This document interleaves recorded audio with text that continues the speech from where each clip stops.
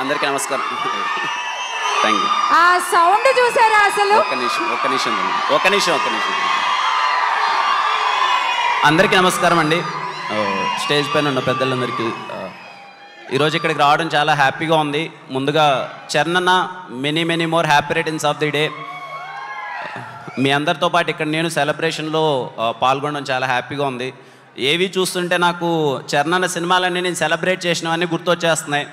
ఒకసారిగా నాకు గుర్తండి, తిరుపతిలో గ్రూప్ థియేటర్స్ 2007 సెప్టెంబర్ 28 చాలామంది 100 మంది ఆడ కూర్చొని అందరి డిస్కషన్ అనమాట. అరే చిరంజీవి గారు అబ్బాయి డ్యాన్స్ చేస్తారా, డైలాగ్ బాగా చెప్తాడా, వాళ్ళ నాయనకి మించి చేస్తాడా చేయడా, అన్నీ ఎంతవరకు ఎలా చేస్తాడో అని చెప్పి మొత్తం అందరూ డిస్కషన్లు అన్నీ పెట్టారు.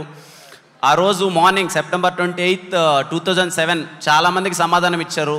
మిగిలిన వాళ్ళందరికీ 2018 మార్చ్ 30 ఆ రోజు అయితే రంగస్థలం రిలీజ్ రోజు ఇంకెవరు మాట్లాడద్దండి నా గురించి అన్నంత చేసేశారు చరణ్ జర్నీ. నిజంగా మాలాంటి యాక్టర్స్కి చాలా ఇన్స్పైరింగ్ అండి. ఆ 10 ఇయర్స్లో చాలా చూసాం చరణ్. ఎందుకంటే మేము ఎప్పుడు అంటే ఊర్లో నుంచి వచ్చినాం, అవన్నీ సినిమాలన్నీ థియేటర్కి వెళ్ళి ఎంజాయ్ చేయడం, ఆ రచ్చ చేయడం దగ్గర నుంచి చూసినప్పుడు మన ఫ్యాన్స్ అందరూ ఏం మాట్లాడుకుంటారని వింటూ ఉంటాం కదా.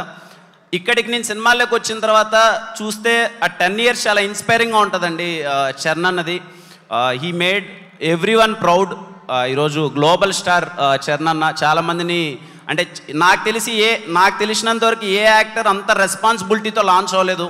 అన్ని ప్రెషర్ల మధ్య లాంచ్ అయ్యారు. ఎందుకంటే చిరంజీవి గారు కొడుకుగా ఇంప్రెస్ చేయడం అంటే చిన్న విషయం కాదు.